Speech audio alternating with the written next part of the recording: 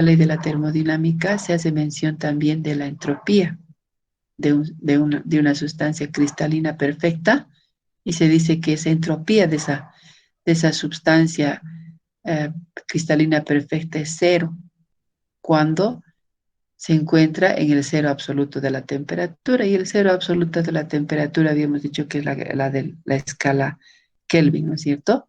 Si nosotros vemos aquí, por ejemplo, estamos viendo aquí sistemas. Por ejemplo, aquí tenemos un sistema que es en el estado sólido.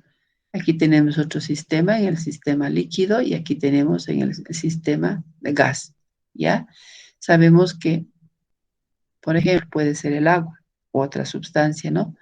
Entonces sabemos que el cambio de estados del agua puede pasar de uno a otro estado por efecto de la temperatura, ¿no es cierto? Aquí, por ejemplo, estamos viendo aquí los sólidos se encuentran apilados en el estado sólido, apilados, ordenados, no hay estrechez en cuanto de una molécula a otra, no hay espacio. Y ya cuando vemos el estado líquido, ya podemos ver que las moléculas están un poquito más desordenadas y que entre molécula a molécula ya se genera un poco de espacio. Y esto se logra solo cuando se va aumentando la temperatura. Y a medida que va aumentando la temperatura, el sólido va a pasar a estado líquido y el líquido a mayor temperatura se ha de convertir en gas. Y ustedes pueden observar visualmente en este diagrama que las moléculas ya están mayormente espaciadas. Se puede decir que a medida que va aumentando la temperatura, entonces va cambiando de estado y las moléculas se alborotan, ¿no es cierto? Se alborotan, etcétera. Y a medida que va aumentando la temperatura, el grado de entropía que puede haber en el sistema también va a ir aumentando conforme va aumentando la temperatura. Y a ese grado de desorden molecular se le da el símbolo S.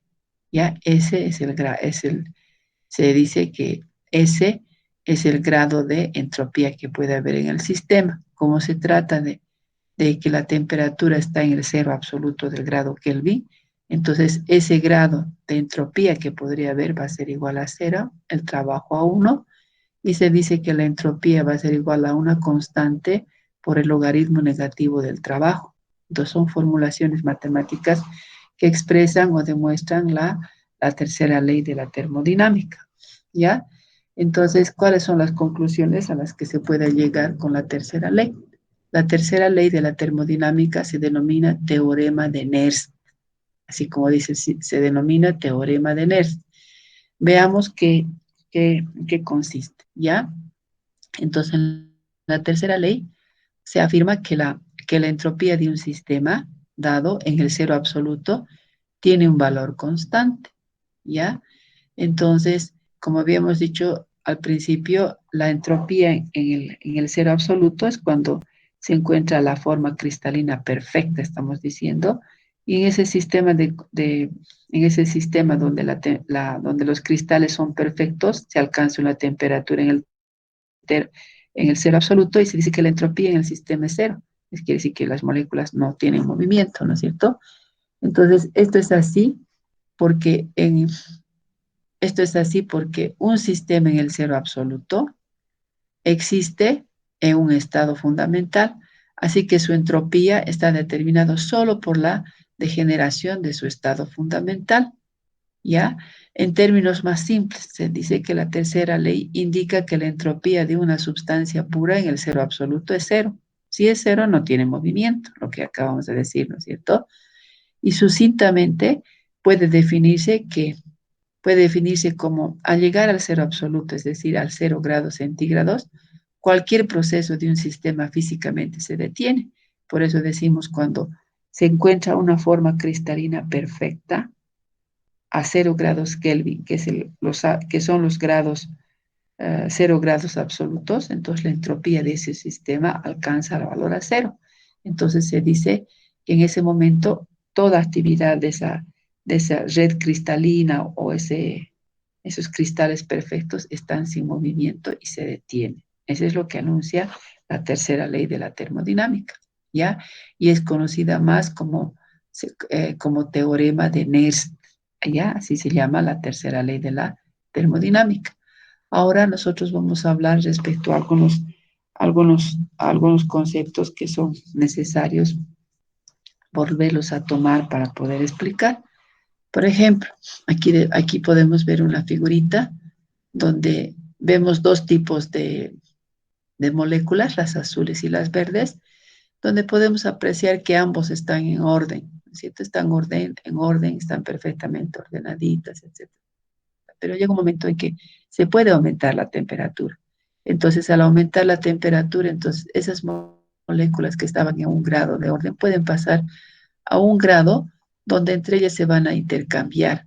Están viendo, se están entrelazando, etcétera. Están también relativamente en orden, pero ya va a crear, digamos, un movimiento entre ellas. Ya va a haber una energía que ha de ser por efecto de la temperatura, va a haber una energía entre ellas. Entonces, a esta energía que es originada por la cantidad de calor, nace lo que se conoce con el nombre de entalpía de un sistema. Y la entalpía de un sistema está dada por la cantidad de calor que puede haber en el sistema. Y entonces podemos hablar entonces ahora de la entalpía termodinámica. Entonces, esa entalpía termodinámica se la designa con la letra H. Y al hablar de la entalpía H, se refiere al contenido de calor. Y ese contenido de calor es calculado por unidades termodinámicas y esa unidad termodinámica se conoce con el nombre de Joule, llamados también joules, o sea, Joule, ya en inglés, que se designa solamente, se abrevia con la letra J, siendo su múltiplo el kilojoules, que se designa con KJ, ¿ya? Entonces se dice que, por otro lado, es una variable de estado, lo que quiere decir que solo depende del estado inicial y final. ¿Ya? Las variables de estado siempre van a depender de su estado inicial y final. ¿Ya? Esa es una condición para definir la variable de estado. Por otro lado, se define como la suma de la energía interna de un sistema termodinámico y el producto de su volumen y su presión.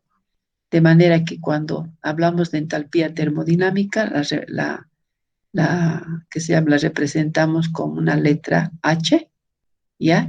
Y esta entalpía, o llamado también, es una eh, entalpía, o llamada también cantidad de calor que puede haber en un sistema, va a estar relacionada con la variación de energía de un sistema, a la cual se le agrega el producto que se obtiene multiplicando la presión por el volumen, ¿ya? Como son variables de estado, entonces esas también se pueden representar de otra forma.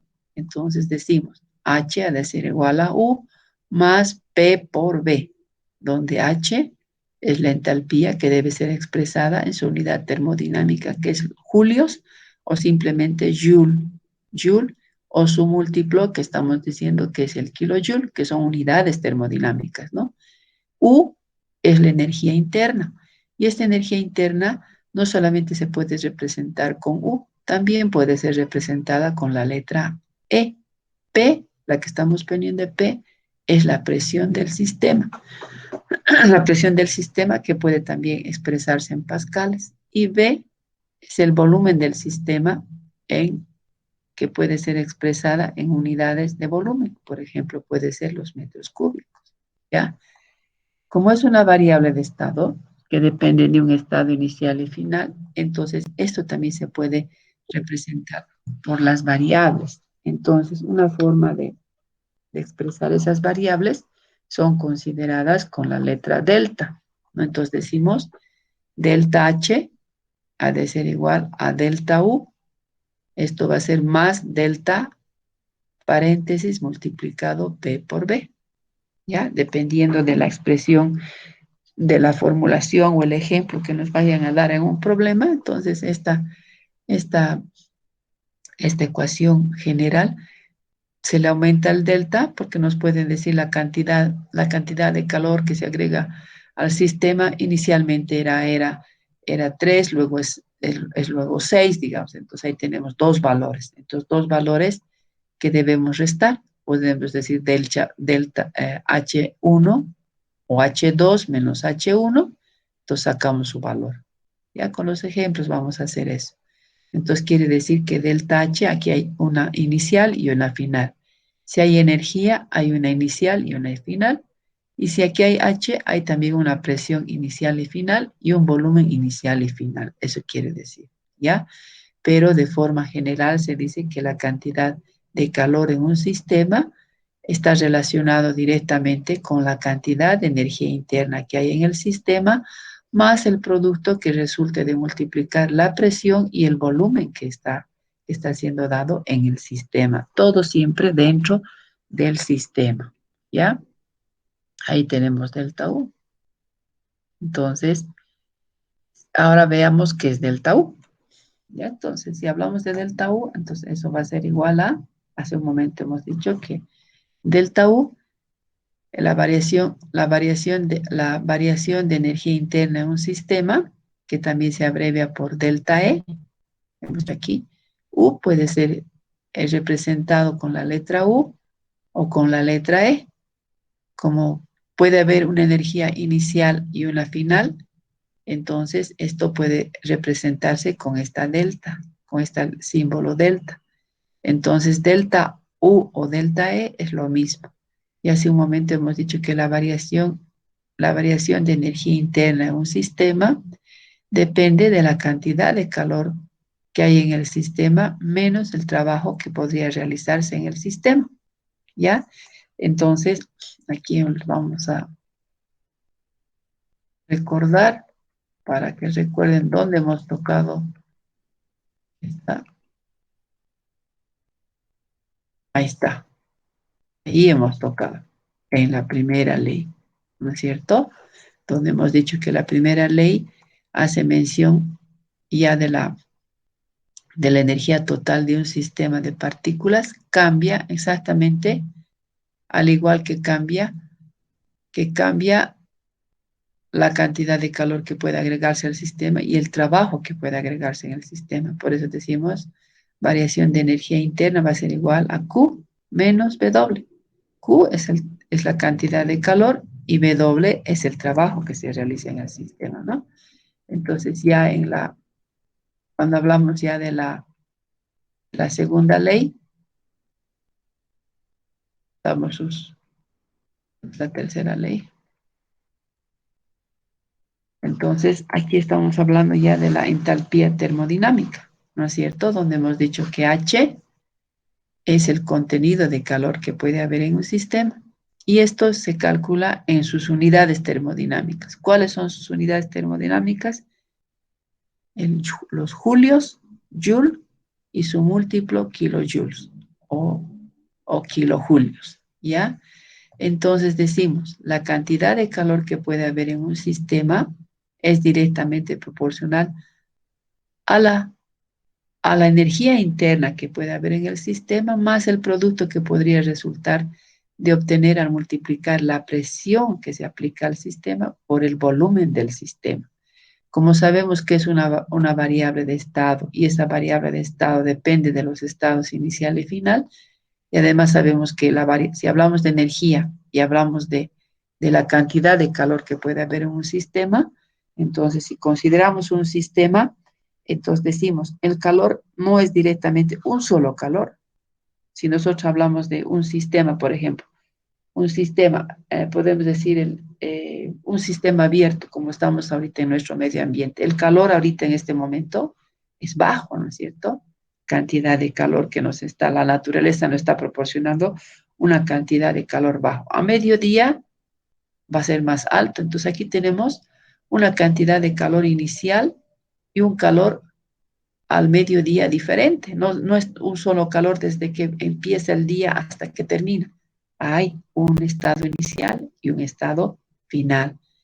Así como hay una variación de estado en la cantidad de calor que puede agregarse en el sistema, también puede haber una variación en cuanto a la energía del sistema.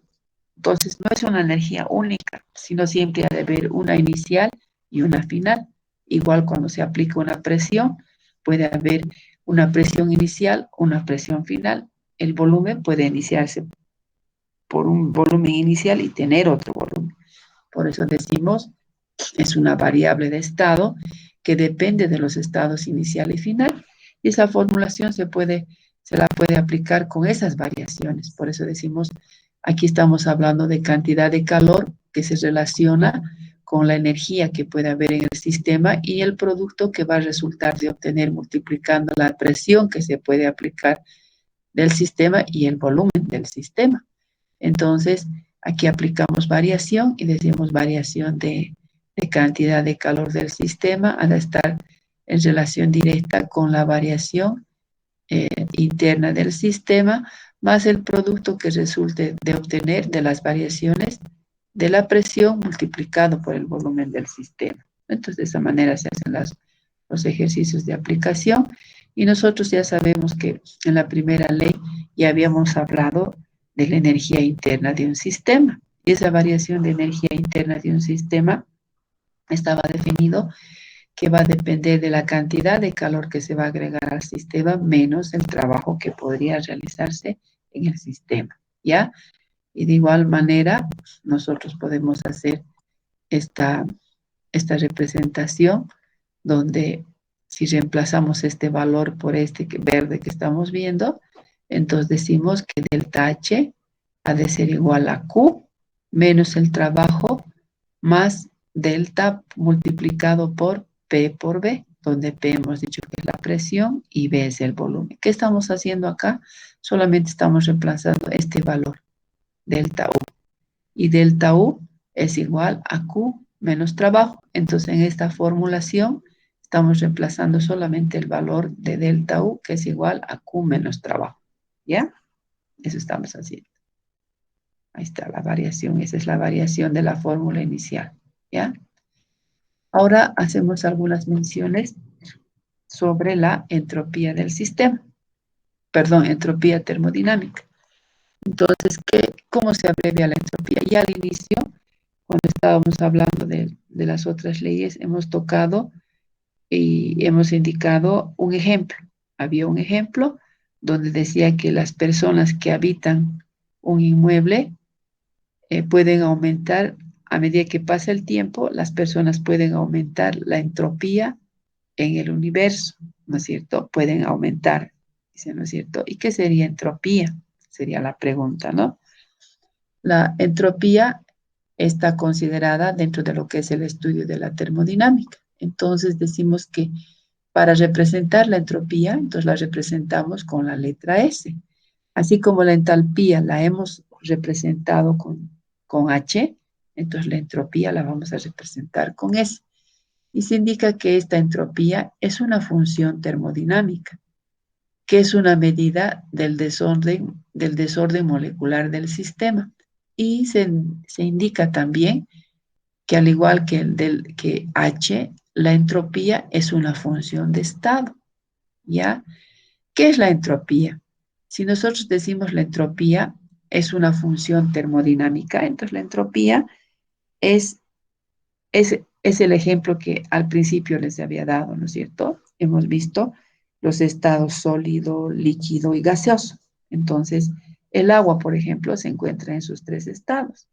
Entonces, si nosotros tenemos el agua en un estado sólido de hielo y le aumentamos temperatura, nosotros todos nos imaginamos el hielo, a simple vista es cristalino, es una cosa sólida, fría, etcétera, pero en el interior de ese hielo están las moléculas unidas unas a otras, así apiladitas o en forma ordenadita, están bien uniditas, donde no hay espacio entre las moléculas de agua.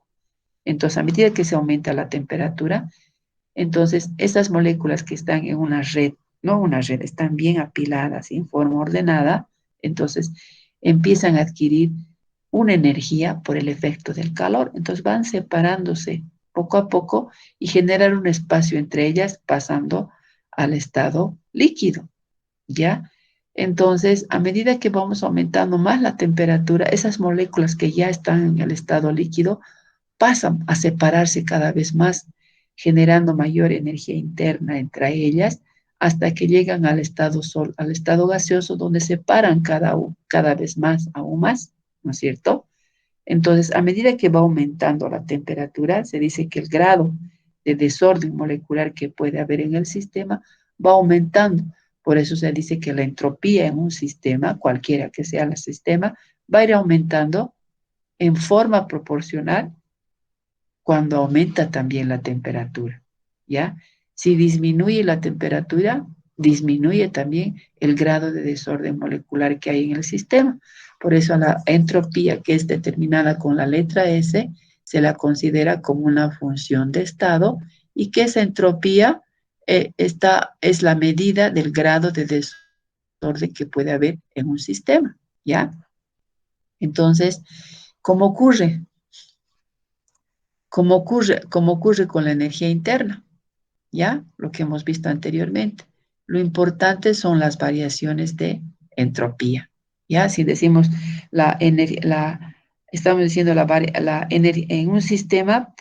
en un sistema hay energía interna, ¿ya? Y esa energía interna se relaciona con la cantidad de calor que se puede agregar en el sistema y el trabajo que puede agregarse en el sistema. Pero esa energía que puede haber en el sistema no es así, como se dice, cerrada, sino que tiene que haber un estado inicial y un estado final. Hemos dicho, ¿no es cierto? Por eso es una variable de estado, de energía interna. Cuando hemos hablado de la entalpía la hemos definido como H y hemos dicho que es la cantidad de calor que hay en el sistema y que también es una variable de estado porque esa cantidad de calor puede ser expresada como una variación de entalpía, una variación de cantidad de energía que depende de un estado inicial y final. Y cuando ahora hablamos de otra unidad, de otra función de estado, que es la entropía, decimos que la entropía va a depender de la temperatura. Es directamente proporcional a la temperatura. Eso quiere decir que a mayor temperatura, mayor entropía en el sistema y mayor desorden molecular en el sistema, haciendo que esta entropía sea una función de estado. Entonces, la entropía como tal va a depender también de un estado inicial y un estado final, ¿ya? Entonces, la variación de entropía, que aquí la representamos como ds o delta S, que es lo mismo, de un sistema, se observa cuando pasa de un estado a otro y se puede expresar de la siguiente manera. Entonces, delta S del sistema ha de ser igual a, va a ser igual directamente proporcional a la cantidad de calor y inverso a la temperatura. Para una determinada transferencia de energía que nosotros podemos considerar, se espera un mayor cambio en el desorden cuando la temperatura es baja que alta. Y por otro lado, si se transfiere la cantidad de calor que se ha de producir en el sistema, se produce mucho desorden en el sistema. Esto es cuando consideramos la variación de la entropía del sistema relacionando con la temperatura y el calor. ¿Ya? Ese es, digamos, cuando se habla de la entropía. Y de esa manera, nosotros podemos decir que esta variación de entropía del sistema, que ha de ser igual a la variación de la cantidad de calor sobre la temperatura, siempre y cuando si se añade calor al sistema, entonces la variación de calor ha de ser mayor a cero. Entonces se dice que la variación o el grado de desorden molecular del sistema ha de ser mayor a cero. Si se extrae calor del sistema, entonces se dice que la variación del calor, en este caso va a ser reversible, va a ser igual, va a ser menor a cero, pero la variación de entropía del sistema va a ser menor a cero, ¿ya? Por eso se deduce una fórmula matemática que es un poquito complejo, que es donde dice variación de entropía. Como hablamos de variación de entropía, entonces debemos observar que va a haber una entropía final que ha de ser 2, porque estamos solamente, si es variación, depende de un estado final, menos una entropía de un estado inicial, que ha de ser la integral, que va a ir de 2 a 1, porque aquí tenemos un final y un inicial, y eso ha de ser igual a delta Q sobre T. Son las expresiones matemáticas que que son expresadas de una función de estado. En este caso, la función de estado sería la entropía de un sistema, y la entropía de un sistema es aquella que ha de medir el grado de desorden que puede haber en un sistema, y que esto va a estar condicionado por la cantidad de calor y la temperatura del sistema. ¿Ya? Aquí tenemos una notita donde dice delta Q es el calor que debe añadirse al sistema siguiendo un proceso reversible. Por eso decía R reversible, ¿ya? Para pasar del estado inicial al estado final, ¿ya? Son procesos reversibles. Ya con los ejemplos y los ejercicios se van a aclarar aún más, ¿ya? ¿Cuáles serían entonces las unidades de estado? ¿Ya? Entonces, si hablamos, por ejemplo, ¿cuáles serían las unidades? Estamos hablando de una unidad de estado, que sería la entropía. Entonces, así como es una función termodinámica, esta función termodinámica también tiene unidades. Y si son de la entropía, han de ser unidades de entropía. Entonces dice que es la energía, temperaturas en Kelvin, puede ser energía, masa por temperatura Kelvin. Y las unidades serían el sistema internacional, sería el Joule sobre K, como están viendo, Joule sobre K, o simplemente se abrevia J sobre K. Y también debemos recordar que una caloría, como habíamos dicho al principio, ha de ser igual a 4.184 joules, y caloría sobre K, ya que va a ser caloría sobre K. Esto se refiere al Kelvin, ¿ya?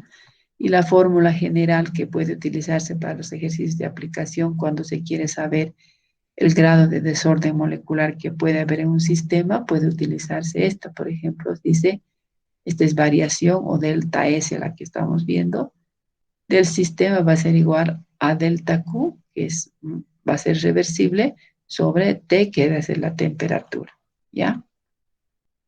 Aquí tenemos qué ejemplos de la segunda ley, los enunciados, ¿ya? Por ejemplo, aquí por ejemplo, vemos un cuadrado. Aquí, por ejemplo, dice la entropía es un proceso irreversible, ¿ya? Entonces vemos aquí, por ejemplo, en el primer diagrama, estamos viendo aquí tres tipos de moléculas diferentes, la rojo, verde y amarillo, que están distribuidas totalmente. Primero sería en esta fase, ¿no? Donde vemos aquí las moléculas amarillas, aquí las verdes y aquí las rojas, ¿no? Entonces llega un momento en que puede aumentarse la temperatura, entonces todas se van a intercambiar ahí, allá, y van a pasar de una forma a otra forma, ¿no es cierto? Donde se ve aquí el grado de orden, aquí es más alto, en cambio aquí ya es diferente, ¿no es cierto? Entonces decimos que la segunda ley introduce una función de estado, y esa función de estado que introduce esta ley se llama entropía, y esa entropía se designa con la letra S, que es una función de estado. La segunda ley de la termodinámica nos dice que en todo proceso espontáneo, ¿ya? En todo proceso espontáneo irreversible, porque lo que es espontáneo es irreversible. Entonces se dice que la entropía del universo aumenta, ¿ya? Cuando es irreversible aumenta, quiere decir que de un estado no puede volver al otro estado. Es irreversible. Es reversible cuando pasa de un estado a otro estado y de ese estado vuelve al primer estado. Entonces es irreversible. La segunda ley ya va a introducir la entropía. Entonces esa entropía ya en todo proceso espontáneo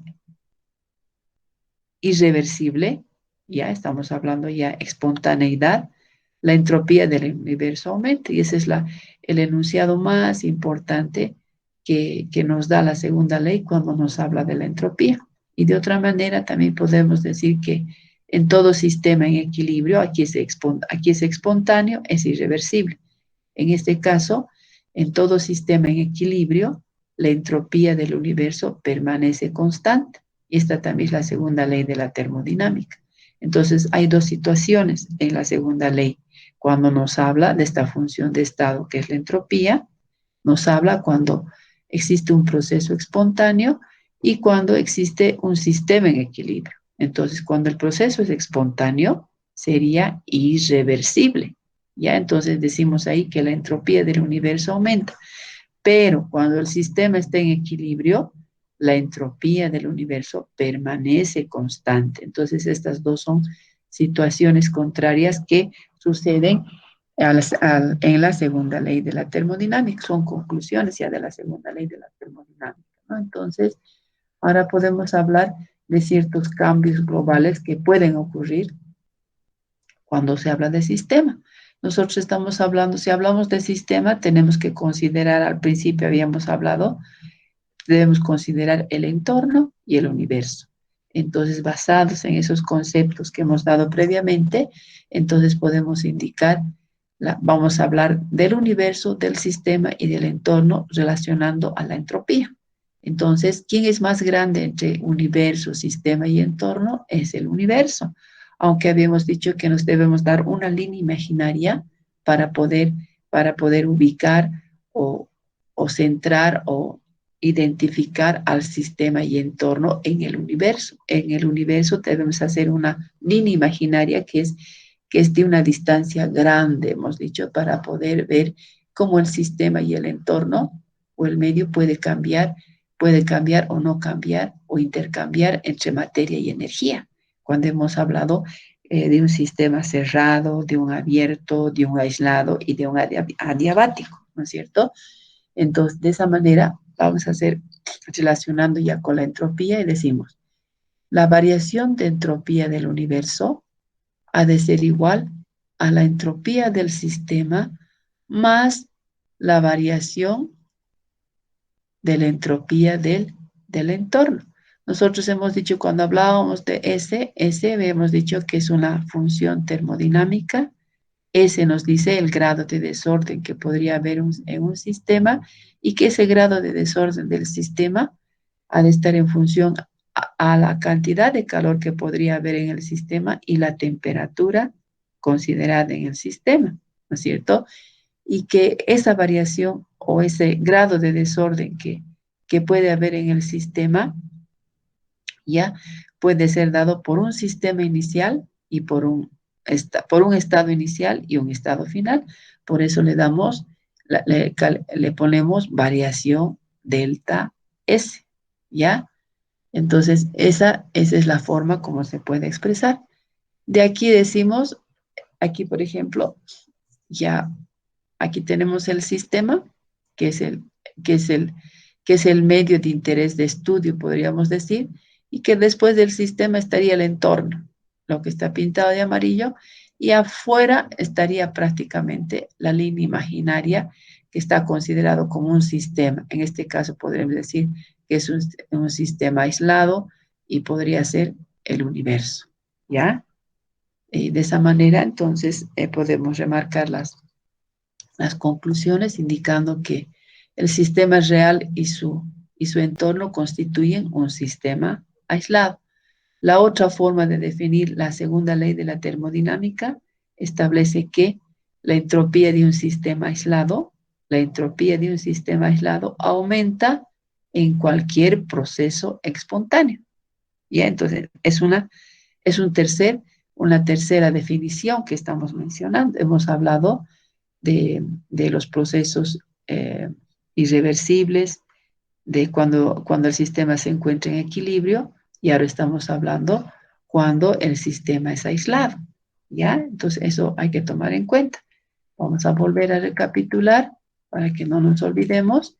Entonces aquí tenemos la segunda ley la segunda ley introduce una nueva función de estado que es la entropía y que se designa con la letra S. Nos habla de un proceso espontáneo, nos habla de un sistema en equilibrio y de un sistema aislado. Hemos visto la posterior. Entonces, cuando habla de un proceso espontáneo, ¿en qué concluye? Nos dice que la segunda ley de la termodinámica, que en todo proceso espontáneo es irreversible, la entropía del universo aumenta. Pero cuando en todo sistema en equilibrio, y estamos hablando de equilibrio, la entropía del universo permanece constante. Y la tercera situación nos habla cuando la entropía de un sistema aislado, ya estamos hablando de un sistema aislado, entonces la entropía de un sistema aislado aumenta en cualquier proceso espontáneo. Entonces vean las situaciones, las partes más concluyentes y más importantes de lo que nos habla la segunda ley de la termodinámica, ¿ya? Aquí tenemos un cálculo del cambio de entropía. Si estamos haciendo una relación de la entropía, la variación de entropía entre el universo, el sistema y el entorno, habíamos dicho que la variación de entropía del universo es igual a la suma de la entropía del sistema más la entropía del entorno. Entonces, a esta entropía del sistema, cuando se habla de entropía del sistema, podemos hablar de la entropía de una sustancia pura y también de una reacción química. Cuando hablamos de entropía del sistema de una sustancia pura, nos referimos al estudio que se podría dar entre los gases ideales, así como también de sistemas líquidos y sólidos. Y cuando se habla también o se utilice, digamos, una reacción química. Y la fórmula general concluyente que ya habíamos indicado que va a ser la derivada o del sistema, de la entropía del sistema va a ser igual a la derivada de Q reversible sobre la temperatura. Ya son formulaciones concluyentes. Entonces, ahora veamos cómo interpretar, o sea, cómo se realiza la interpretación molecular de la entropía. ¿Ya? Decimos, previa revisión de cambios de entropía de una sustancia. Entonces decimos, la entropía, ya sabemos que la entropía se designa con la letra S. Ya sabemos que la entropía es la medida, es una función de estado, es una medida o función de la termodinámica. Es una función de estado porque depende de su estado inicial y final. La entropía del sistema se relaciona con la cantidad de calor y la temperatura que puede haber en el sistema. La entropía nos mide el grado de desorden que puede haber en un sistema, ¿ya? Por eso decimos que la entropía es una medida del desorden y es posible imaginar un estado de materia perfectamente ordenado, sin desorden posicional ni térmico. ¿Cuándo? A temperatura igual a 0 grados Kelvin. Y esa es la condición. De esta manera surge así una escala absoluta en la entropía, y la tercera ley de la termodinámica. Entonces, ya introduciéndonos de la segunda a la tercera, entonces la tercera ley de la termodinámica nos indica que las entropías de todos los cristales perfectos, ¿ya? Se aproximan al cero a medida que la temperatura absoluta se aproxima al cero absoluto, ¿ya?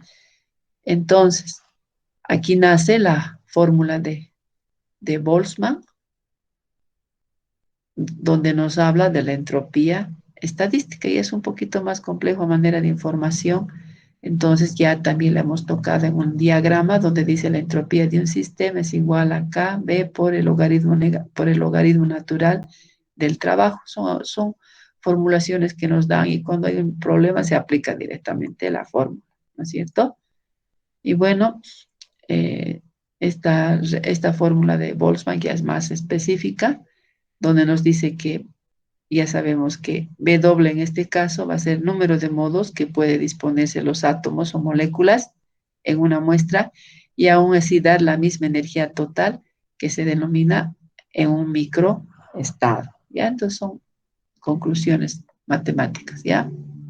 Luego, aquí, por ejemplo, damos un ejemplo para entender mejor qué significa lo que es de entropía. Entonces, aquí podemos observar cuándo ha de haber mayor o menor entropía.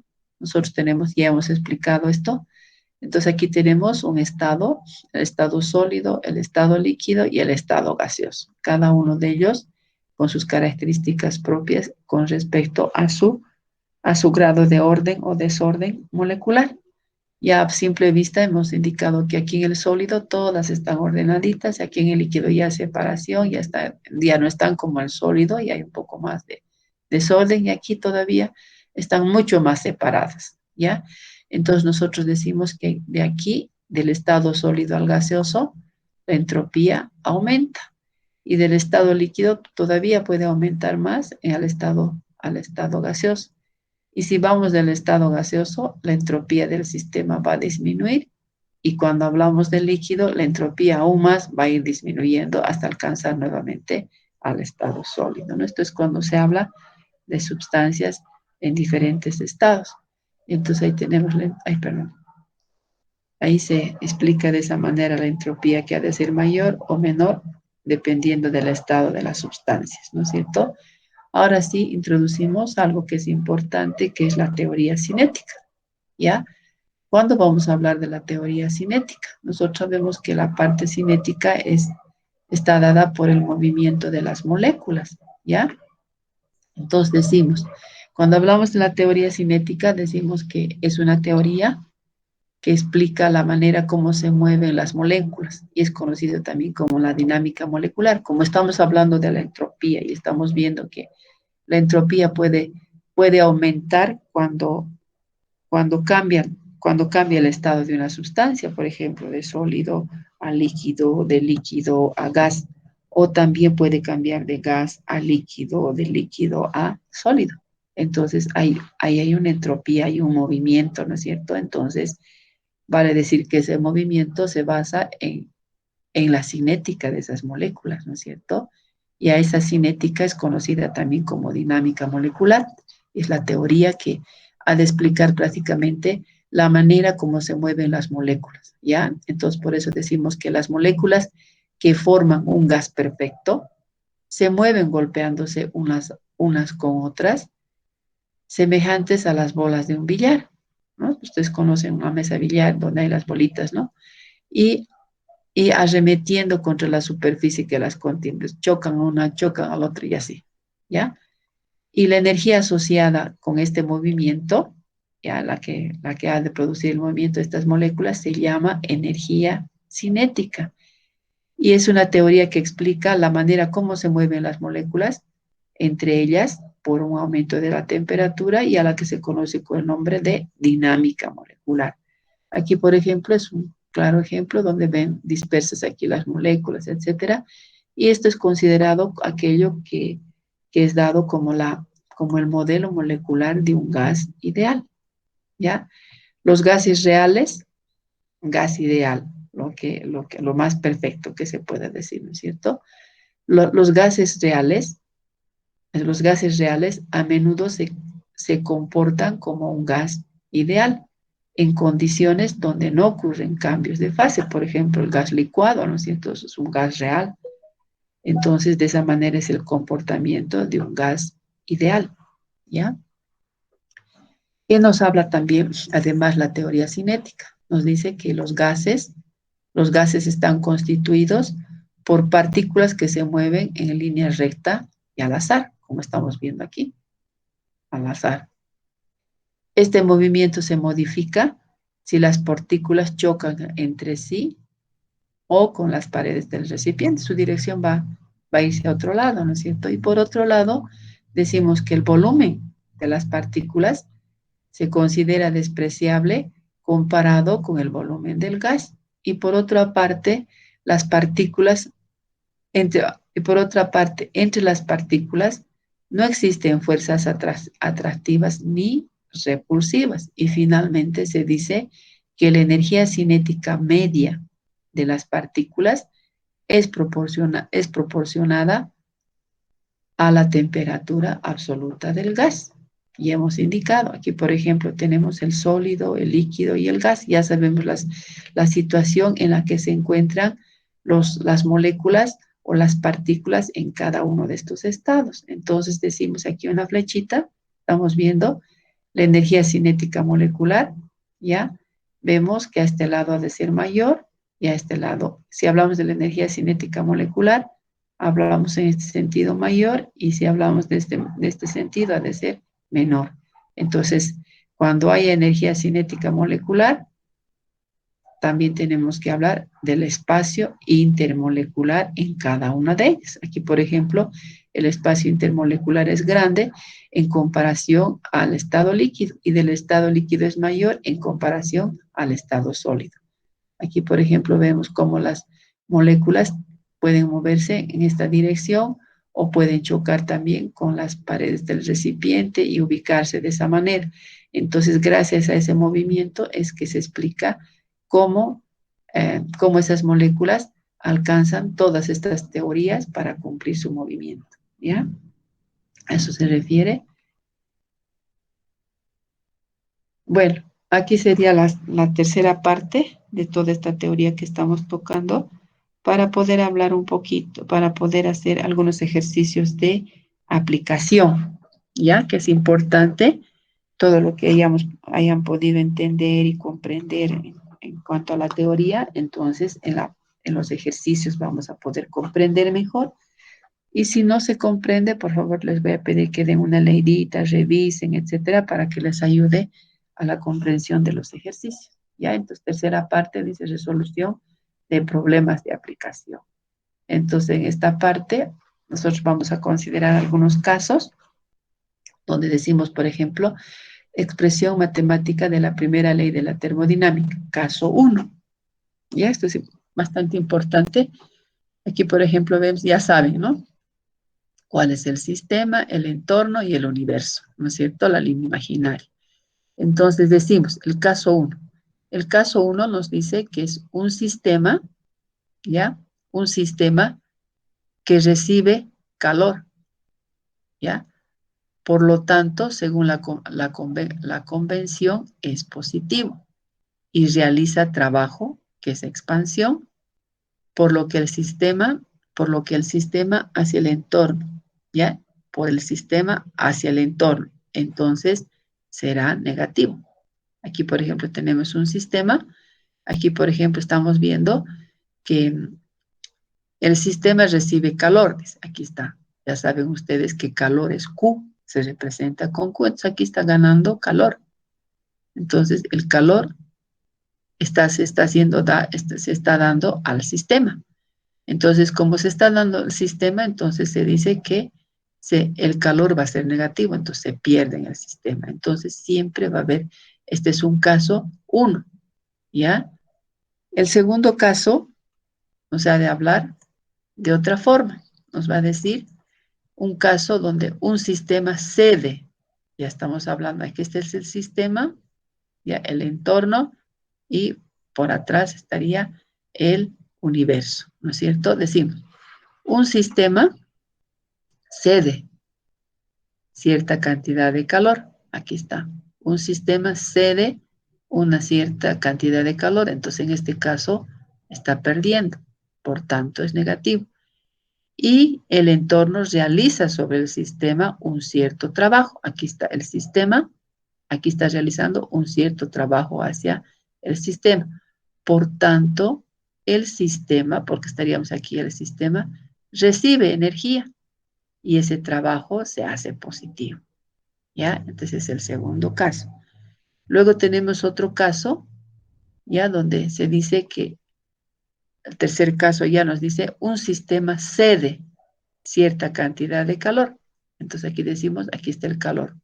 Si está cediendo, algo está cediendo, o sea que está perdiendo, se dice que es un proceso exotérmico. Pero realiza un trabajo, luego pierde energía. Entonces aquí va a realizar un trabajo, pero al realizar el trabajo va a perder energía. Entonces esa es la tercera situación que se ha de dar según el planteamiento del problema.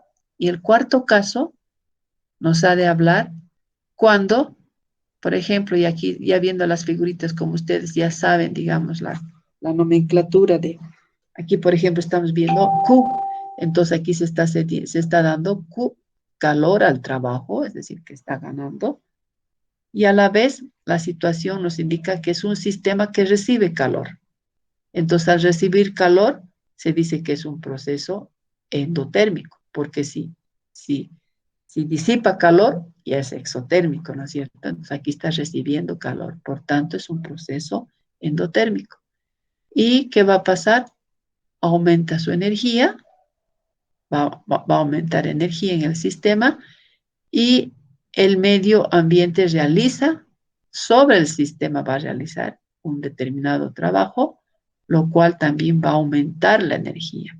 Entonces es otra situación, lo que nosotros debemos considerar si el proceso es endotérmico, si es espontáneo, si se realiza trabajo sobre el sistema, si se gana calor o se pierde calor.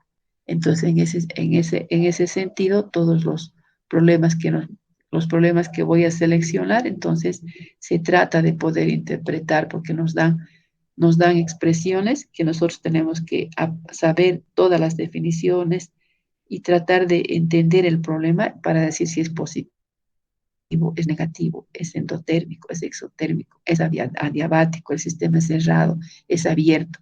Así nos dan los ejercicios para poder entenderlos y aplicar la teoría, ¿ya? Entonces, estos son los problemas de aplicación. Creo que no sé si tengo ya. Estos son los problemas de aplicación. Vamos a hacer algunos ejemplos y ahí vamos a quedar y les voy a mandar otritos para que ustedes vayan ejercitando, ¿ya? Entonces, aquí tenemos este problema de aplicación. 1, 2, 3, 4 habían sido los ejercicios. En este momento los vamos a resolver, ¿ya? Ya, entonces son los 4 ejercicios que vamos a resolver. Entonces dice, ya, 1. Dice, este es el ejercicio. En determinado proceso, ya, en determinado proceso, un sistema absorbe 400 calorías de calor y al mismo tiempo realiza un trabajo de 80 joules o julios sobre sus alrededores. ¿Cuál es el incremento de energía interna en el sistema? Entonces, leemos nosotros el problema y lo primero que tenemos que hacer es colocar los datos. Entonces, decimos datos. Sabemos que aquí dice, en un determinado proceso, un sistema absorbe calor. Entonces, ya decimos que Q ha de ser igual a 400 kilocalorías. Y al mismo tiempo, dice, al mismo tiempo que absorbe, está realizando trabajo. Entonces decimos perdón, W 80 joules sobre los alrededores. ¿Cuál es el incremento de energía interna? Nosotros hemos dicho que la variación de energía interna, la entropía, la entalpía, son funciones de estado. Y al ser funciones de estado, dependen de un estado inicial y final. No nos vamos a olvidar eso, ¿ya? Ya tenemos los datos que están dados en el problema. ¿Y qué tendríamos que hacer? Para ustedes que me están escuchando, tenemos Q, tenemos W y U. ¿Qué aplicaríamos? Nos están dando U, nos están dando W y Q. ¿Qué fórmula podríamos aplicar? A ver,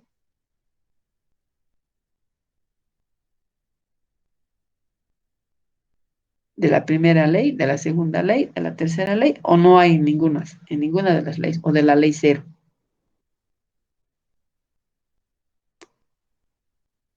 Jóvenes, señoritas, La primera ley, ya, la fórmula de la primera ley. ¿Qué nos decía la fórmula de la primera ley? A ver, ¿qué nos dice?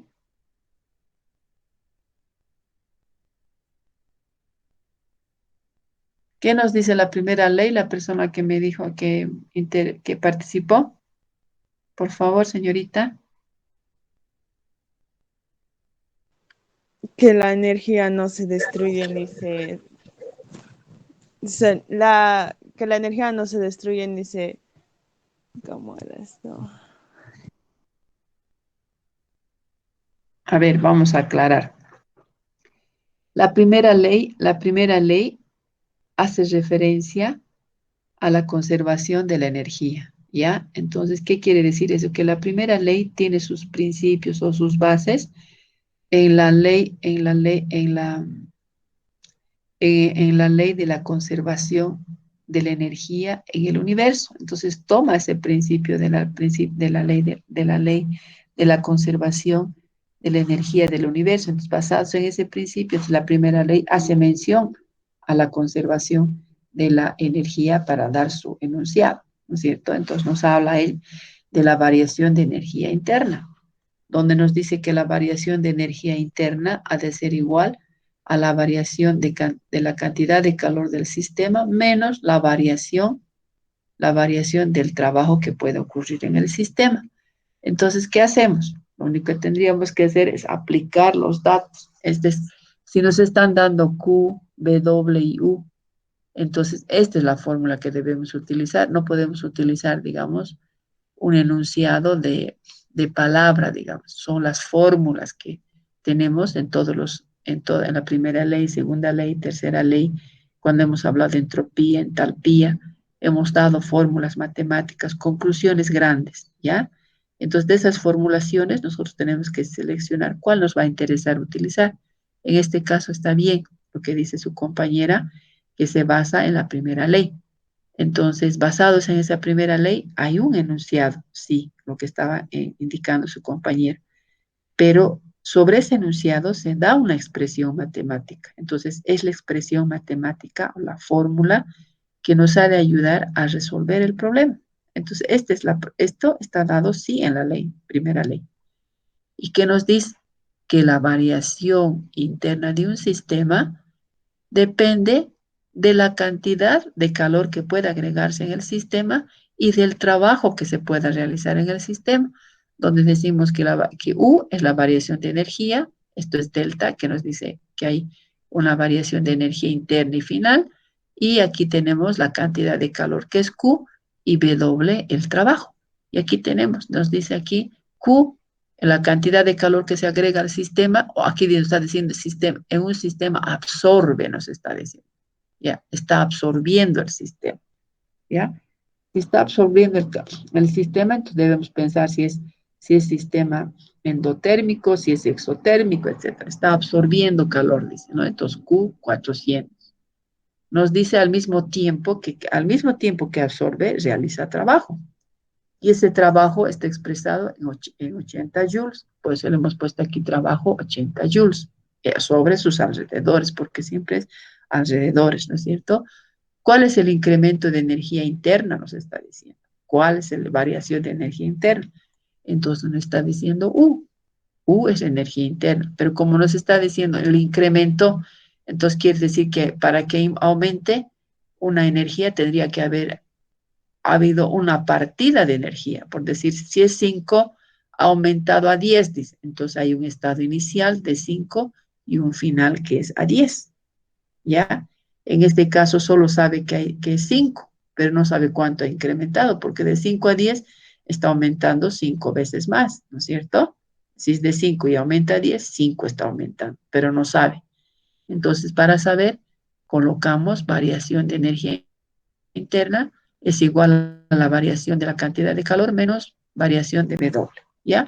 Entonces, otro cuidado que deben tomar en cuenta. Aquí, por ejemplo, nos está hablando de calorías y aquí nos está hablando de joules. Eso hay que cuidar. Entonces, nosotros colocamos los valores que nos están dando, sabemos Q y sabemos del trabajo. Lo colocamos, ¿ya? Pero ahora yo les voy a preguntar según esta fórmula. ¿Será que podemos restar 400 calorías menos 80 joules? ¿Podemos restar? Sí, hay números, podemos restar. Pero ¿será que tenemos que cambiar las unidades? Yo he puesto así para que ustedes vean que hay que tener cuidado con las unidades. Por eso, a veces ustedes hacen ejercicio, ponen números, lo suman, lo dividen, etcétera, y me dan un resultado. No, tiene que ir identificado con su unidad correspondiente porque eso nos va a ayudar a comprender el problema, ¿no? Entonces, convertimos. Entonces, o convertimos 80 a calorías o las calorías a joule, cualquiera. En este caso, vamos a ver cómo que he buscado ya para convertir. Entonces, 400 calorías vamos a convertir a joules. Y ambos son unidades, ¿no? Que pueden utilizarse en termodinámica. Entonces, 400 kilocalorías, ¿ya? Sabemos que un joule, aquí estamos, un joule, es igual a 0.239 kilocalorías. Como queremos convertir 400, entonces calorías bajan acá y sabemos que 0.239 es igual a un joule. Entonces simplificamos calorías con calorías y nos va a dar igual a 1674, 1.614, o sea, 1000 joules. Entonces, ¿qué hacemos? Reemplazamos ahora, están en la misma unidad, entonces estamos 1614 joules menos 80, y eso nos va a dar igual a 1594 joules. Eso quiere decir que, que el incremento de energía interna de un sistema es igual a 1594 joules. Ya eso, de este tipo son los ejercicios. Aquí más es aplicar también la teoría. Ahora aquí tenemos otro más que los 4 vamos a hacer y terminamos la clase. Ya, por favor, no lo vamos a cortar, si no ustedes se van a olvidar teoría, ejercicios, etcétera. Y yo necesito que puedan afirmar ya con los problemas la teoría que hemos avanzado hoy día. ¿Ya? A un sistema, igualito, a un sistema formado por un gas encerrado en un cilindro con émbolo, se le suministra 200 calorías y se realiza un trabajo de 300 joules. ¿Cuál es la variación de energía interna del sistema expresado en joules? Entonces, lo primero que ustedes tienen que hacer es tomar sus datos. Decimos Q es igual a 200 calorías, trabajo 300 calorías, todos los datos, siempre datos, ¿ya? Nos piden la variación de energía interna y ya sabemos un dato que previamente hemos dicho que una caloría es igual a 4 joules. Perdón, es un segundo valor. Hemos dicho que un joule es igual a 0.239 calorías, y en este caso un datito más para conversión, que una caloría es igual a 4.2 joules. Entonces, ¿qué vamos a emplear? La misma formulación anterior, pero no es igual su aplicación. ¿Ya? Hay que cuidar, de acuerdo a esas reglitas que hemos revisado, si es positivo, es negativo, entonces en función a eso hay que trabajar. Entonces decimos, reemplazamos según los valores que tenemos, podemos reemplazar directo, pero otra vez no podemos restar calorías con joules, entonces nuestro primer paso va a ser la conversión. Decimos 200 calorías, bajamos calorías abajo y sabemos que una caloría es igual a 4.2 de joules. Simplificamos caloría con caloría y nos va a dar eso 840 joules. ¿Qué nos queda? Reemplazar en la fórmula, o sea, variación de energía interna. La variación de energía interna va a ser igual a 8, o energía interna directamente, 840 joules menos 300, y eso nos va a dar igual a 540 joules. Ya esto es en forma directa, sin problema en cuanto a los signos del trabajo y de Q, ¿ya? El otro ejemplo nos dice, sobre un sistema se realiza un trabajo de 1500 joules y se le suministran 2300 joules de calor. ¿Cuál es la variación de energía interna en el sistema? Entonces, otra vez volvemos a tomar los datos correspondientes. U es igual a 2300 joules, trabajo, ahora aquí está la clave, ¿ya? En el anterior eran normales, y en el primer caso, vamos a ver aquí para que no se confundan. Aquí estamos diciendo para que el trabajo sea 80, no hay problema porque nos está diciendo y al mismo tiempo realiza trabajo, absorbe y al mismo tiempo realiza trabajo, de manera que aquí Q va a ser positivo y W positivo. Va a ser, ¿qué se dice? Aquí absorbe, aquí está absorbiendo y al mismo tiempo realiza trabajo, ¿ya? De manera que 80, aquí se pone 80 y no va a afectar, digamos, el signo negativo, igual en este segundo ejercicio. Ya en el tercer ejercicio que nos está pidiendo ya va a haber un poquito de modificación porque nos está hablando sobre un sistema, se realiza un trabajo y se le suministra 2300 joules de caloría. Estaríamos en otra situación. ¿Cuál es la variación de energía interna en el sistema? En este caso Q se va a mantener 2300 joules, pero el trabajo, estamos diciendo, sobre un sistema se realiza un trabajo. Entonces aquí el trabajo ya va a ser negativo según las situaciones del caso 1, caso 2, caso 3, caso 4 que les he dado. Entonces ahí va a ser negativo. ¿Cuál es la variación de energía interna? No sabemos. Y sabemos que una caloría es igual a 4.2 joules y un joules a 0.239. ¿No es cierto? Ya sabemos esos datos. Entonces otra vez vamos con la fórmula. Ya primero vamos a interpretar lo que significa lo que estamos haciendo. Eso es lo que nos dice el problema. ¿Ya? Aquí tenemos aquí la variación de energía interna. Aquí está el trabajo va a ser positivo. Aquí diríamos la cantidad de calor va a ser positivo y aquí la cantidad de trabajo realizado en el sistema va a ser negativo, ¿ya? Alrededor de la variación de energía interna. Entonces vamos a aplicar la fórmula. Esa es la fórmula que ya conocen, ya se están familiarizando, porque los 3 ejercicios que hemos revisado ahorita es con la misma fórmula, solamente es interpretación de lo que nos menciona el problema. Entonces, ¿qué vamos a hacer? Colocamos, son las mismas unidades, pero aquí el trabajo es negativo. Por este negativo, menos por menos, nos va a dar más. De manera que la variación de energía interna va a ser 3.800 joules. ¿Ya? Entonces, es por esta interpretación del ejercicio. ¿Ya? Esos son los casos 1, 2, 3, 4 que hemos mencionado. Cuándo gana, cuándo pierde, cuándo es positivo, cuándo es negativo. ¿Ya? Esto van a revisar.